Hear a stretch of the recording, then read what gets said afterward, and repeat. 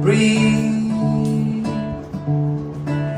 breathe in the air, set your intention, breathe with care.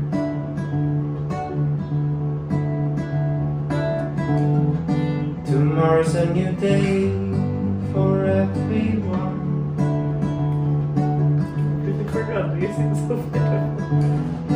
A brand new moon, a brand new sun.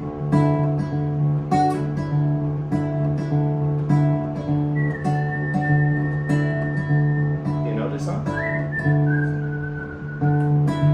You know it?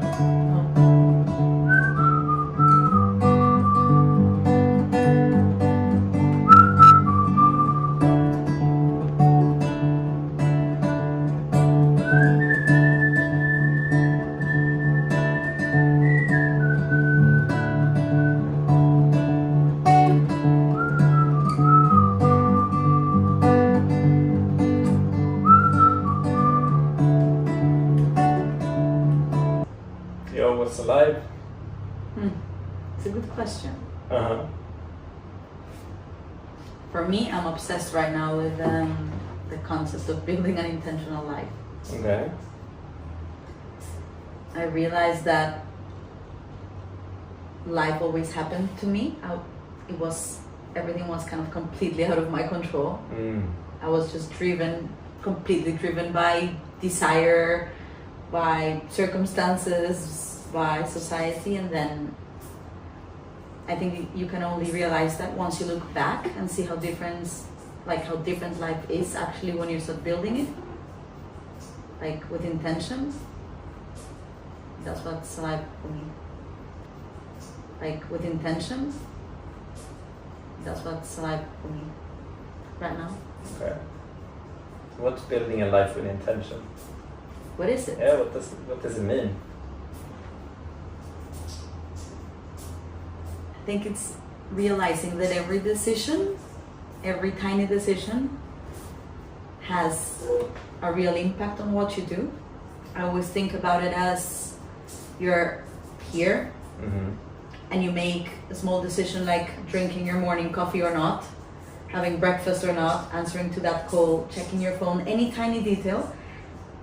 And that when you do it without intention, then suddenly you end up here in a life that just like doesn't belong to you at all, and you're like, fuck, like how do I go back to like where I'm supposed to go? I'm just so fucking far from home. And I think that's what happened to me. I was just suddenly like very far and very angry, and then the way back is long and it's scary, and you have to, like blow up your life to come back to where you think you belong, whatever that is. And now it's like, okay, how do I build again? But from intention and from every decision being important, knowing that everything I do will take me to different ways. Just for me, I decide to drink a coffee when my body doesn't want a coffee, but I just do it because it's 10 in the morning and I have to. And then I'm a bit anxious. And if I'm anxious, then most likely I'm not going to work the same. I'm going to end up talking to someone or texting and then going for dinner with someone, and life just then there's a right turn when it wasn't supposed to be. So that's what I'm really like into right now. Trying to make every decision very intentional, which is fucking hard. Okay. Where are you succeeding and where are you failing in being intentional? Good question. I think right now I'm mainly succeeding, thanks to you. Okay. Yeah. Guilty as charged. No, I'm just kidding. It's on you. Yeah. You're a big part. You're a big part of my Okay. success right now. I think I've done a huge work on doing that.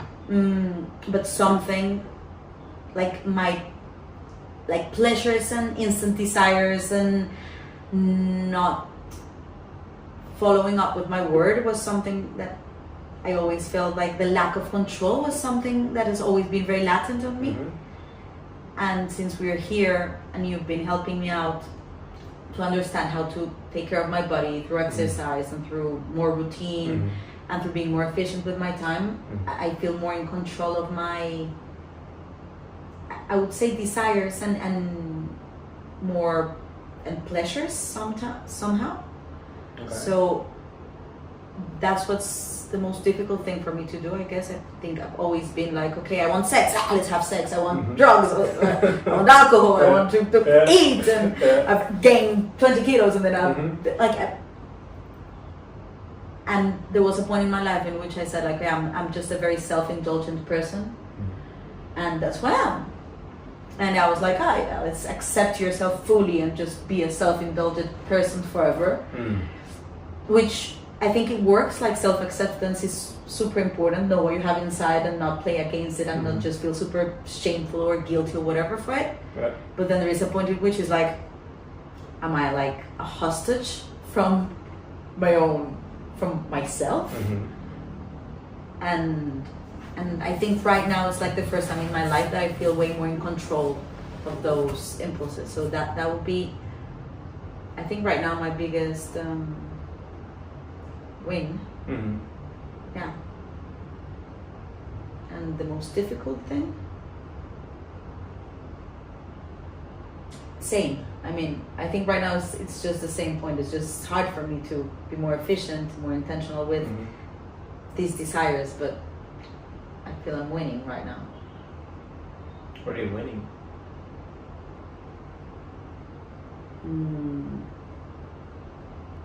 Integrity. Integrity. Yeah. What does that mean for you? I think I'm being very coherent with what I want, who I want to be, and that makes me proud. Yeah. And who do you want to be? Who do you want to be? And then I'm not sure. It changes a lot, but this person that I'm becoming, like, I'm attracting always beautiful people around. I'm fucking in love with what I do, with my job, which I never thought that would happen. I'm having way more intentional relationships, not just like dating around and all around everything. And so that person that I'm becoming right now, and that loves serving and working to help others, that's the person. Yeah, that's the person that I want to be. And I think, like, if right now this is happening, it's just it's gonna become every time more myself. I don't really know exactly the form, but I mean, for me, it sounds like you already are the person you want to be. No? Yes. Yeah. Yeah. Based on the process of becoming is also essentially the result, right? You can never reach the result except for here, right now. You don't want to get to the peak of the mountain. You want to enjoy the journey up to the mountain, right? Yeah. Yeah. So congratulations. Okay, so we're done. You are enlightened, I presume.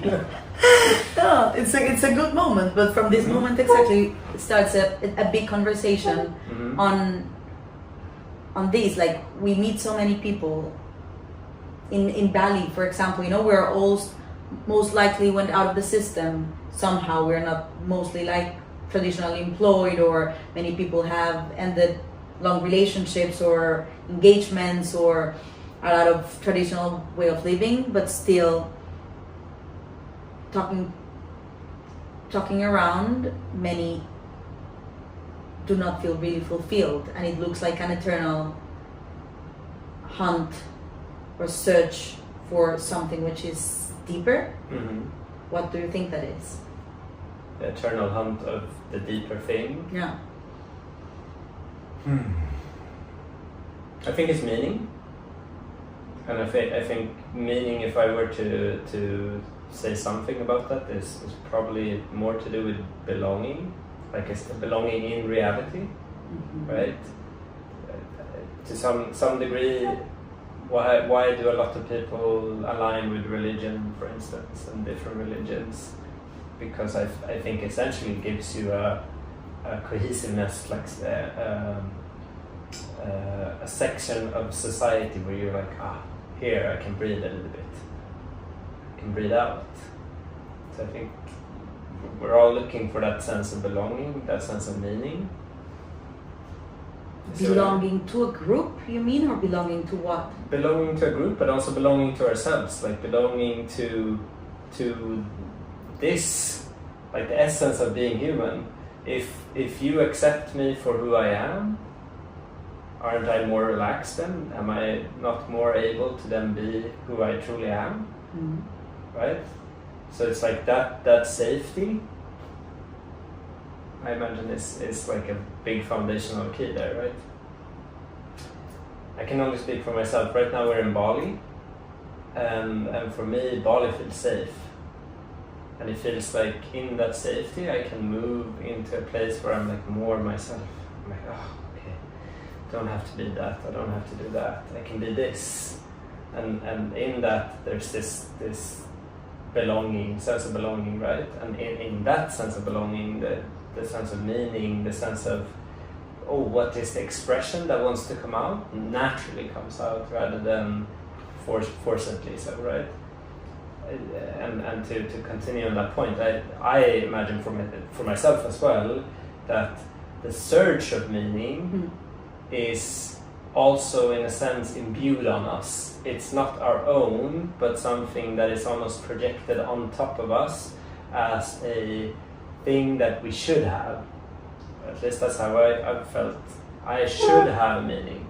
I should have a purpose. Because someone has told me essentially that I should have a meaning, I should have a purpose. And so my own current reflection on this is very much connected to like, do I want to have this meaning? Like, do I want this? Do I want to, like, what is relevant for me right now? And I think that goes along the lines of what you're talking about in terms of like, what kind of life do I navigate, right? Like, how do I want to just appear? And you just want to appear by following those urges, right? Like the things that are coming to you naturally. And before we started recording the podcast, we talked a little bit about this space of being obsessive about something. And when I observe you, for instance, I so clearly see this obsessiveness and this energy that just comes from the space of you choosing yourself and being in that safe space that allows you to just bloom in that, right? And it's so clear when you're doing that, and it's so clear when I'm doing that, and I'm noticing it also, I'm doing the same thing, right? I'm being obsessive about working out and like playing with improv right now, and like those two things, for instance, for me are just allowing me to surge with so much energy, right? So I think that's like the core aspect of what I'm observing in that. You said something very interesting, and is because meaning and purpose now has become like even a trend, no? Somehow, or maybe forever. I don't know if it's now or it's always been, because I think it's something that has been taught for like always. But well, we've been alive at least. Yeah, it's like bombarded with just like they have this meaning. I was talking to this guy like almost a year ago, and I was telling him what I like do with human design and this, and I talked about potential, and he was like, "Fuck potential! I hate potential. Like I've been told since I'm a kid that I have so much potential." I know I have so much potential. He was like, I know I'm a really smart person, and I just love living like this, and I want to reach my highest potential. And I was like, oh, that's.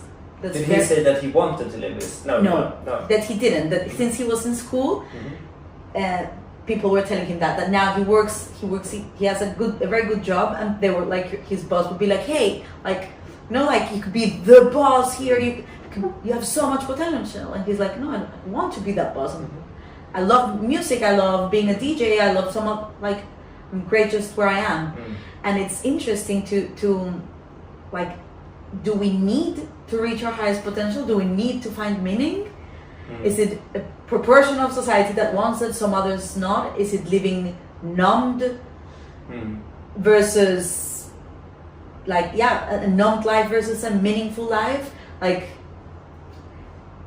I mean, for me, now it's kind of a mandatory thing to find it, because I just find it so fucking amazing what I'm feeling right now, that it can it can change in a couple of months or in a year. I don't know. This state, I don't think it's necessarily like forever, or even, you know, like it doesn't have to grow exponentially or anything. But it does feel very different to feel it inside, like this passion and this like deep potential, like tapping into the potential than before. So yeah. It's interesting you say that. I'm coming from a perspective right now where potential has been similar to what that guy described, probably a curse in many ways, like seeing so many potential paths. It's been like overwhelmed by the amount of paths, like which one do I choose, and realizing, and this is very recent for me, realizing that instead of looking at these potential paths, being first and foremost very ready to kind of throw them out, like this one I don't want it. It's like being a little bit more like with the brooms, cleaning it up, and then the other part is trying to understand my filter in regards to these directions, right? So of course there's a billion opportunities for everyone, but for me it's just like it's so clear right now that what I actually need is to understand, well, based on all the things that I actually enjoy, like the things that give me energy, if I'm actually finding this fun, if that's true, then maybe perhaps number one, that's something I should follow. And that's like, for instance, I know that that's coming from Martha Beck, which I find very inspiring. So what Martha Beck talks about is finding the fun, like following the fun, following the thing that gives you energy, and that goes a long way in terms of like the way I see it as well. I'm realizing more and more, like, okay, what are the things that are actually giving me energy, and just what are the things that are then connected to my values, for instance, understanding where am I right now in this season of my life, so I can zoom it out and understand more deeply, like these things are actually tangible for me to actually work on, rather than going off and shooting into the far distant future where this idea, this potentiality is almost becoming a curse because there's so much potentiality, and there's this fun idea that I've thought a little bit about, which is essentially this: you can have a surplus or a negative of action. So if you have too many potentialities, if you have too many ideas, you're essentially overwhelming the system of action. So you can't produce anything, right? Like the production capability of yourself, like the thing they actually want to achieve, all of these things become too bland because there are almost too many of them. So to be intentional about understanding, okay, what actually qualifies as something that is valuable to do is super vital in order for me at least to do the thing that feels meaningful. And that exactly what you just saying is something that we touched on 1 or 2 weeks ago. I don't remember, but it was a very beautiful conversation. It was actually the day that I think we understood that we're very aligned on how we were approaching life. And it's finding that North Star and that container of who I am, what my values are, what do I really care about, what are non-negotiables to myself, how do I get to this way in which I can like be my most authentic, boldest version, unapologetical version. I don't know what we are gonna need to find a good term for this, but we both agreed that was like what being intentional meant, to build a life truly aligned with this, with what I am, what I'm not, and where I'm heading, and then really put all of your effort, like honesty, energy towards that path, and then also trusting the outcome. Like you just put all the seeds in there, like be your best version, whatever that looks, your most honest one as well, And then from there it's like, okay, then let's see what I attract and how things end up going. Yes, I completely agree. And fuck, I completely forgot what my train of thought. Oh yeah, but it was a good one. Oh well.